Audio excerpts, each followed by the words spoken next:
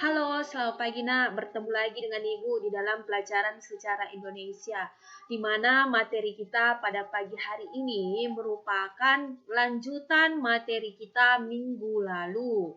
Ya, anak-anak kami bisa juga membuka buku pegangan kalian halaman 45, yaitu masa pemerintahan John William Johnson. Ulangi sekali lagi, masa pemerintahan John William Johnson sekitar tahun 1811. Siapa itu John William Johnson? John William Johnson adalah orang yang dikirim untuk menggantikan Herman William Dendles, karena pada saat itu Herman William Dendles dianggap tidak bisa memperbaiki Pulau Jawa. Maka pengganti dari Herman William Dendles adalah John William Johnson. Apa tugas dari John William Johnson ketika datang ke Indonesia, khususnya Pulau Jawa pada saat itu? Ya, yang pertama, untuk memperbaiki Pulau Jawa yang ditinggalkan oleh Dendles. Yang kedua, memperkuat pertahanan Jawa untuk membendung serangan Inggris. Karena pada saat itu Inggris juga ingin menguasai Pulau Jawa. Dan ketika John William Johnson menguasai Pulau Jawa, namun akhirnya John William Johnson tidak bisa mempertahankan Pulau Jawa dari wilayah kekuasaan Inggris. Dari situlah muncul satu perjanjian yang disebut dengan Perjanjian Kapitulasi Tuntang. Ya. Apa itu Perjanjian Kapitulasi Tuntang?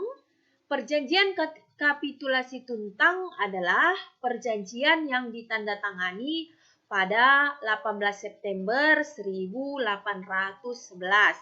Apa isinya? Isinya yaitu penyerahan wilayah kekuasaan Pulau Jawa yang dilakukan oleh Johnson secara resmi ke pihak Inggris di Salatiga, tepatnya di Desa Tuntang.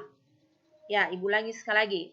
Di sini kapitulasi Tuntang adalah penyerahan wilayah kekuasaan yang sebelumnya dikuasai oleh Johnson, namun diserahkan kembali kepada Inggris karena di sini Johnson menyerah.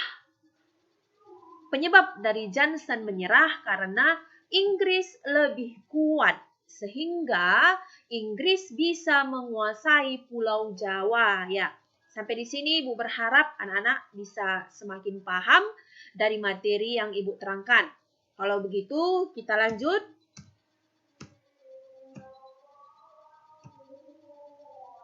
Ya, setelah Johnson kembali ke negaranya, maka wilayah Pulau Jawa khususnya diduduki oleh Inggris. Ibu ulangi, wilayah Pulau Jawa khususnya diduduki oleh Inggris. Ataupun judulnya yaitu Masa Pendudukan Inggris sekitar tahun 1811 sampai dengan 1816. Siapa pemimpin pemerintahan ketika Inggris menguasai Pulau Jawa? Ya, dipimpin oleh Thomas Stamford Raffles. Ya, bisa dilihat gambarnya dari layar monitor yang Ibu tayangkan. Apa saja yang dilakukan oleh Raffles ketika menguasai Pulau Jawa dalam bidang pemerintahan? Yang pertama, hal awal yang dilakukan oleh Raffles, membina hubungan baik dengan para pangeran dan penguasa yang membenci Belanda. Di sini pasti ada tujuan utama, sehingga Raffles menjalin hubungan yang baik dengan orang-orang ataupun rakyat Pulau Jawa pada saat itu supaya wilayah kekuasaan Inggris semakin bertahan dan rakyat semakin simpati terhadap pemerintahan Thomas Stamford Raffles. Namun setelah Raffles menguasai Pulau Jawa, terjadilah konflik ataupun masalah pada saat itu di Kesultanan Yogyakarta. Dan Yogyakarta semakin kacau. Apa masalah yang terjadi? Sultan Hamengkubuwono II dengan putranya Pangeran Mangkudiningrat diasingkan ke Penang karena Inggris, khususnya Raffles, menganggap bahwa Sultan Hamengkubuwono II tidak mungkin dianggap kerjasama ataupun sultan tersebut dianggap keras. Akhirnya sultan tersebut diasingkan ke Penang. Dan semua harta sultan sepuh dirampas dan menjadi milik pemerintahan Inggris. Dan pengganti dari Sultan Hamengkubuwono II untuk memimpin Kesultanan Yogyakarta adalah Sultan Hamengkubuwono III. Ya, sampai di sini. Dan dalam bidang ekonomi yang dilakukan oleh Raffles adalah pelaksanaan sistem sewa tanah ataupun pajak tanah.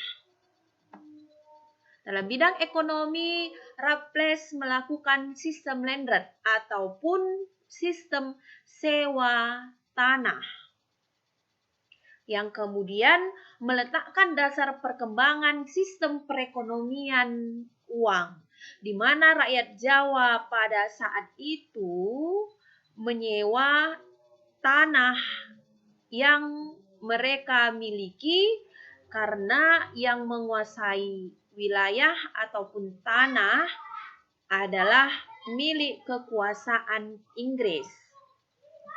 Yang kedua, penghapusan penyerahan wajib hasil bumi. Yang ketiga, penghapusan kerja rodi dan perbudakan. Yang keempat, penghapusan sistem monopoli. Yang kelima, peletakan desa sebagai unit administrasi penjajahan. Inilah hal awal yang dilakukan oleh Raffles dalam bidang politik. Namun terjadilah penyimpangan dari peraturan awal yang dibuat Raffles dengan kenyataannya. Di sini kebijakan program landrat tersebut ataupun sewa tanah terkait erat dengan status tanah sebagai faktor produksi. Yang berikutnya, pemerintah adalah satu-satunya pemilik tanah yang sah. Seperti yang Ibu bilang tadi, rakyat Jawa harus menyewa tanah yang mereka tanami karena pemerintah adalah satu-satunya pemilik tanah. Ya, yang poin berikutnya, penduduk Jawa menjadi penyewa dengan membayar pajak sewa tanah dari tanah yang diolahnya. Penduduk Jawa menjadi penyewa dengan membayar pajak sewa tanah dari tanah yang diolahnya. Yang keempat, pajak yang dibayarkan penduduk berupa uang ataupun bisa juga dengan beras. Dan di sini Inggris, Raffles juga menggunakan pegawai pemerintahan kolonial di mana pegawainya diambil dari pejabat pribumi ataupun pemimpin. pemimpin pribumi ataupun pejabat pribumi sudah dialihkan fungsi menjadi pegawai pemerintahan kolonial Inggris yang digaji. Desa sebagai unit administrasi pelaksanaan pemerintah dimaksudkan agar desa lebih terbuka sehingga bisa berkembang. Raffles juga memperkenalkan kebebasan bagi para petani untuk menanam tanaman komoditi ekspor seperti kopi, tebu, dan nila. Dan kerja rodi masih dilaksanakan. Ya, anak-anak kami pasti masih ingat apa itu arti dari kerja rodi.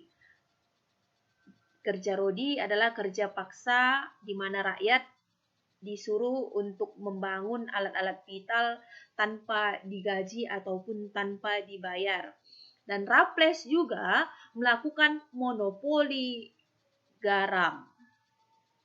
Ya, ketika Inggris pada saat pemerintahan Raffles melakukan sistem landrat ataupun sewa tanah di Pulau Jawa, di sini pemerintahan Inggris tidak mendapatkan keuntungan. Namun, rakyat tetap menderita. Akhirnya Raffles kembali ke negaranya. Dan pada saat Raffles kembali ke negaranya, dia menulis sebuah buku tentang masa pemerintahannya di Pulau Jawa, di mana buku tersebut berjudul History of Java. Sejarah yang menceritakan tentang Pulau Jawa pada saat pemerintahan Raffles. Ya, demikianlah materi kita pada pagi hari ini. Ibu berharap anak-anak kami paham dengan materi yang Ibu terangkan. Apabila ada yang tidak dimengerti, silahkan dipertanyakan. Terima kasih.